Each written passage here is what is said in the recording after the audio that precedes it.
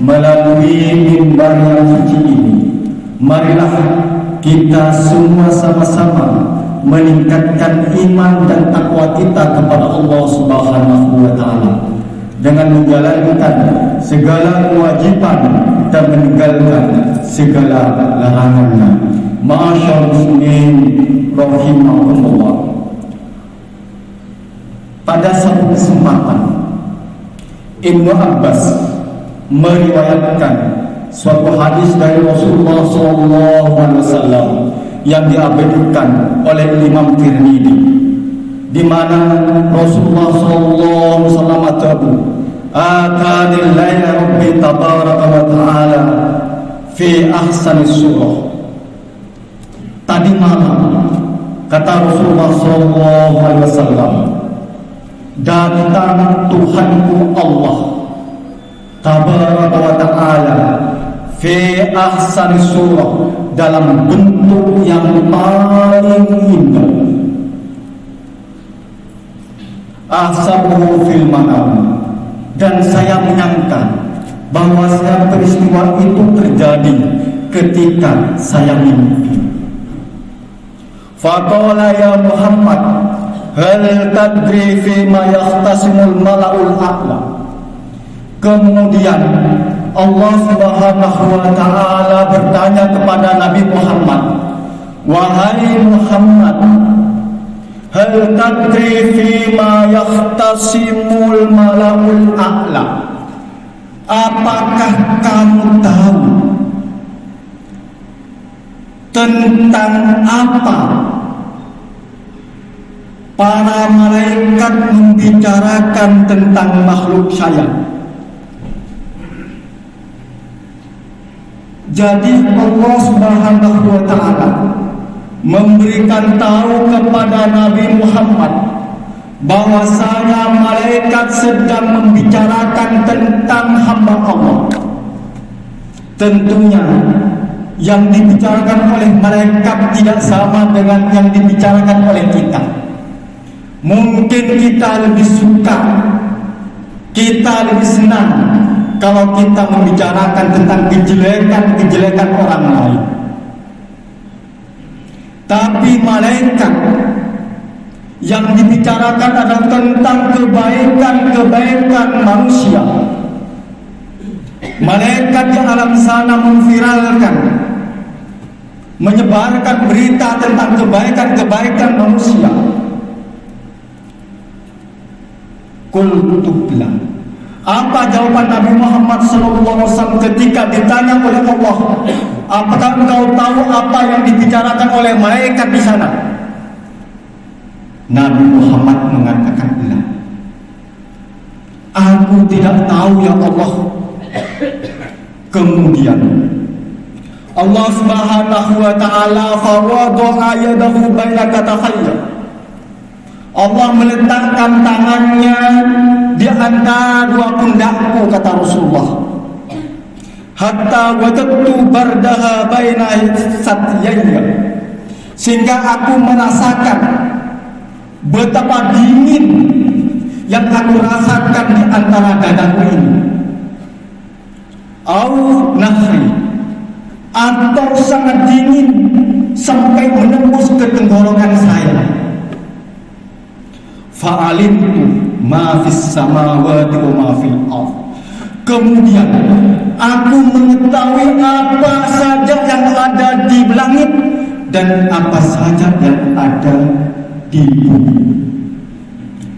Setelah itu Allah Subhanahu wa Ta'ala bertanya lagi kepada Nabi Muhammad, ya Muhammad, hal tadri fi ma yahtasimul mala'ul a'la. Apakah kamu tahu perihal apa yang sedang dibicarakan oleh para malaikat di sana? Kemudian Nabi Muhammad SAW menjawab, "Na'am, iya, aku tahu apa yang dibicarakan oleh malaikat di sana. Fil kafarat, yaitu tentang kafarat, tentang jaminan yang diberikan oleh Allah Subhanahu wa Ta'ala kepada hamba-Nya." Ma'asyarul muslimin wa zumratal mu'minin rahimakumullah. Lantas kepada siapa jaminan yang diberikan Allah kepada makhluknya itu, dan berbentuk apa jaminan Allah kepada makhluknya itu yang sedang viral di kalangan para malaikat, yang malaikat senantiasa membicarakan tentang jaminan Allah, yang malaikat sedang membicarakan tentang siapa saja yang akan mendapatkan jaminan Allah Subhanahu wa ta'ala. Ma'asyarul muslimin sidang Jumat rahimakumullah. Maka yang harus kita tahu dulu, siapa saja yang akan mendapatkan jaminan dari Allah Subhanahu wa ta'ala. Kemudian Rasulullah SAW bersabda, yang pertama orang yang akan mendapatkan jaminan Allah Subhanahu wa ta'ala yaitu al-maqsud fil masajid ba'da sholawat. Orang yang tetap berdiam di masjid setelah mengerjakan sholat.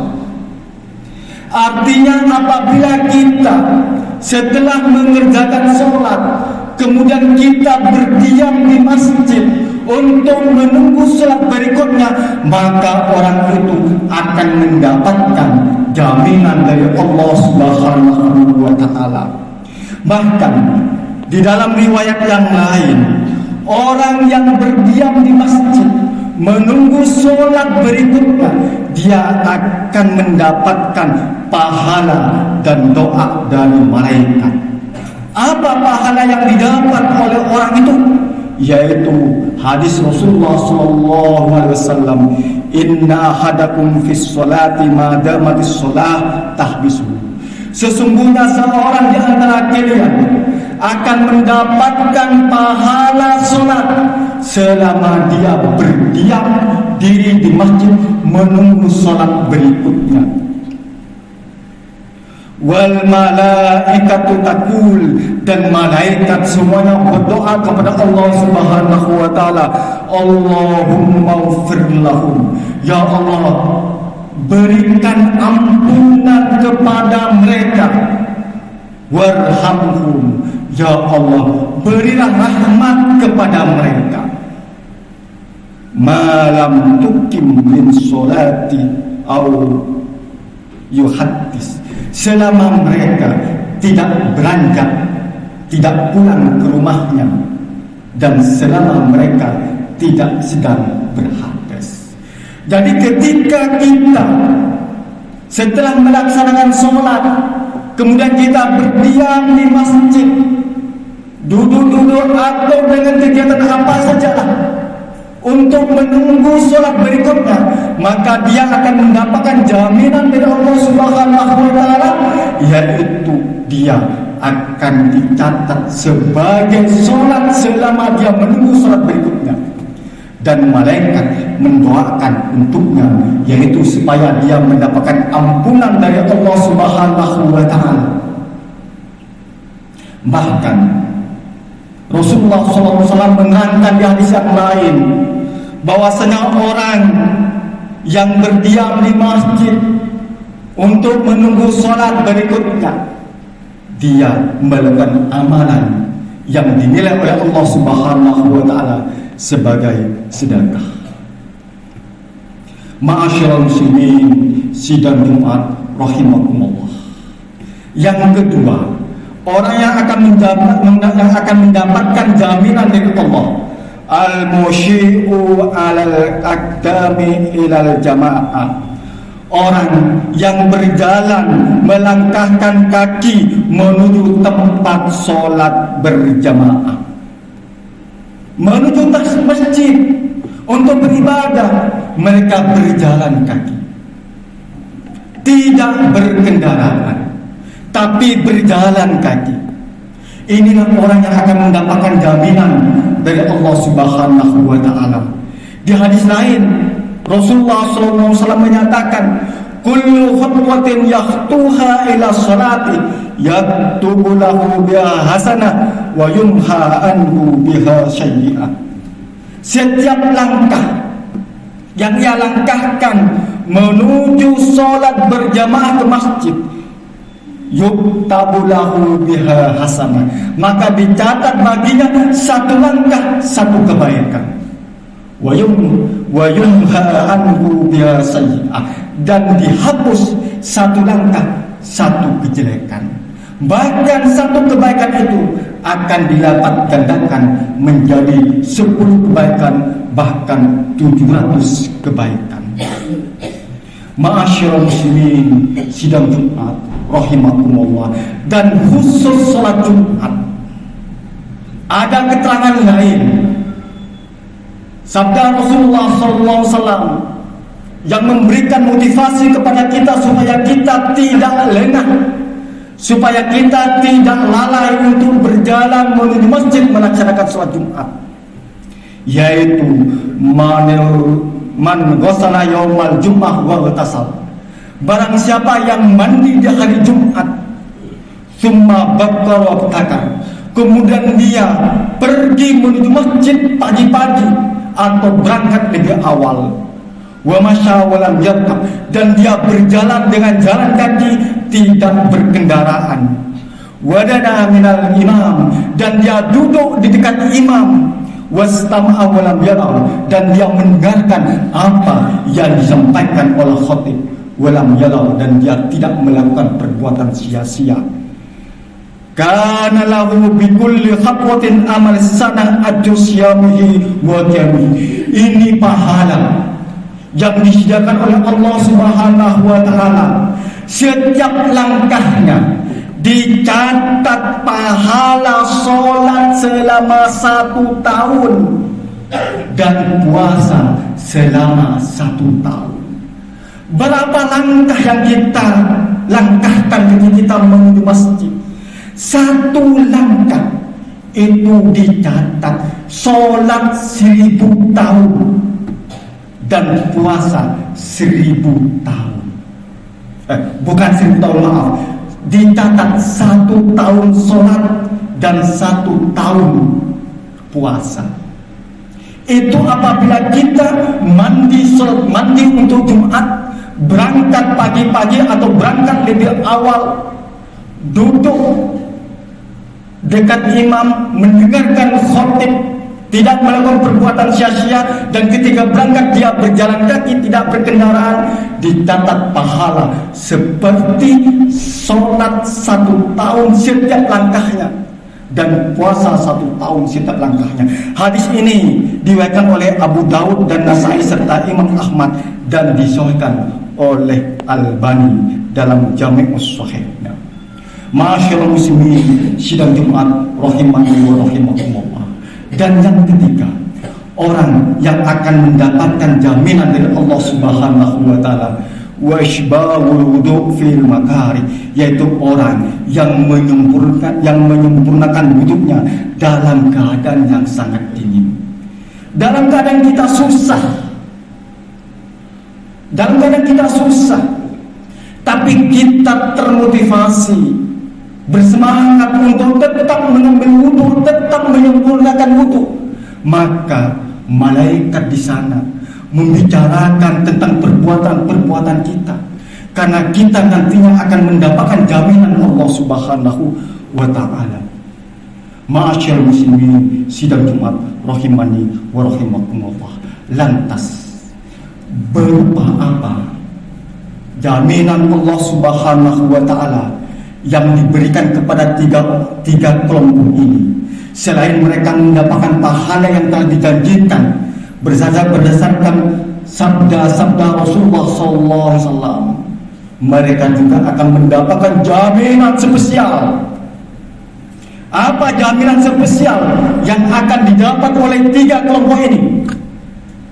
Berdiam di masjid menunggu sholat berikutnya, berangkat ke masjid untuk menunaikan sholat berjamaah dengan berjalan kaki, menyempurnakan wudu walaupun kita dalam keadaan susah, jaminan yang akan diberikan oleh Allah Subhanahu wa taala yaitu asya bi khairin wa mata bi khairin wa kana min khati'atihi kayaumin waladhu ummu. Subhanallah. Dia nanti hidup di dunia akan mendapatkan kebaikan dari Allah. Boleh jadi hidup di dunia dia mendapatkan musibah, tapi musibah yang ia akan dapatkan akan mengandung hikmah. Boleh jadi dia hidup di dunia mendapatkan kesibukan-kesibukan, tapi kesibukan itu akan dipermudah oleh Allah Subhanahu wa taala. Boleh jadi dia hidup di dunia mendapatkan keruwetan masalah, tapi masalah itu akan mendapatkan jalan keluar dari Allah Subhanahu wa taala. Karena Allah Subhanahu wa taala memberikan jaminan asya bi khairin. Hidupnya itu akan baik, rezeki akan cukup, semua kebutuhan akan cukup. Tentunya sesuai dengan ujian yang diberikan oleh Allah kepada kita. Wa mata bi khairin, dia mati juga mati dengan mati yang baik, mati husnul khatimah, wafat dalam keadaan kita beramal baik, wafat dalam keadaan kita melakukan aktivitas-aktivitas baik, atau wafat dalam keadaan kita sedang beribadah kepada Allah, sedang menuntut ilmu, sedang mengajarkan ilmu, sedang bekerja untuk mendapatkan ridho Allah Subhanahu wa taala. Ini janji Allah bagi orang yang melakukan 3 hal tersebut akan mati dalam keadaan mati yang baik, bahkan dia nanti mati dalam keadaan husnul khatimah. Dan yang tak kalah terpenting yaitu yang ketiga, wa kana min khati'atihi kayaumi waladhu ummu. Semua dosa-dosanya akan dihapus oleh Allah Subhanahu wa taala. Semua dosa-dosanya akan diampuni oleh Allah Subhanahu wa taala, sehingga dia hidup seperti dia hidup ketika ibu melahirkan kita. Bagaimana keadaan kita ketika ibu melahirkan kita? Tentunya kita tidak membawa dosa, atau tentunya kita tidak punya dosa. Demikian juga jaminan yang diberikan oleh Allah kepada 3 orang, kepada kita yang melakukan 3 hal tersebut, maka dosa-dosa kita akan berguguran, jatuh, diampuni oleh Allah Subhanahu wa taala. Kita bagaikan bayi yang baru lahir. Ma'asyiral muslimin sidang Jumat rahimani wa rahimakumullah. Di hadis lain, jaminan Allah Subhanahu wa taala yang diberikan kepada 3 orang tersebut adalah in asyakafa. Jika dia hidup, maka Allah akan memberikan kecukupan dalam kehidupannya itu. Cukup. Ketika kita butuh, ada orang yang akan membantu kita. Diberikan kecukupan oleh Allah Subhanahu wa taala.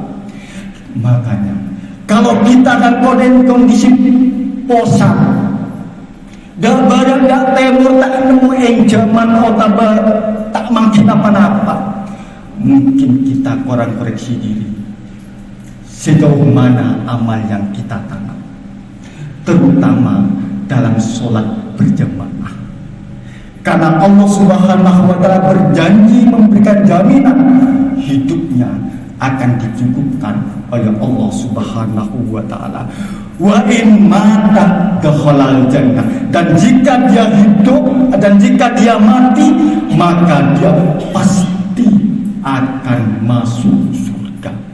Wa man dakhala baitahu salam, maka barang siapa yang masuk ke rumahnya, maka orang itu akan mendapatkan ketentraman, kedamaian. Rumah terselimuti oleh zikrullah Subhanahu wa taala. rumah yang diselimuti, yang dihiasi dengan zikir kepada Allah, dengan baca Al-Quran dan sebagainya, maka siapa saja yang masuk ke rumah orang tersebut, maka dia akan mendapatkan kedamaian, ketentraman, dan lain sebagainya. Ma'asyiral muslimin, sidang Jumat rahimani wa rahimakumullah. Karena itulah harus kita ingat, selama kita hidup harus kita ingat akan jaminan Allah Subhanahu wa Ta'ala yang diberikan kepada kita apabila kita berdiam di masjid menunggu sholat berikutnya, melangkahkan kaki menuju tempat sholat berjamaah yaitu masjid, menyempurnakan wudu walaupun kita dalam keadaan susah. Barakallahu fiikum fil Qur'an wa nafa'ani dengan ayat-ayat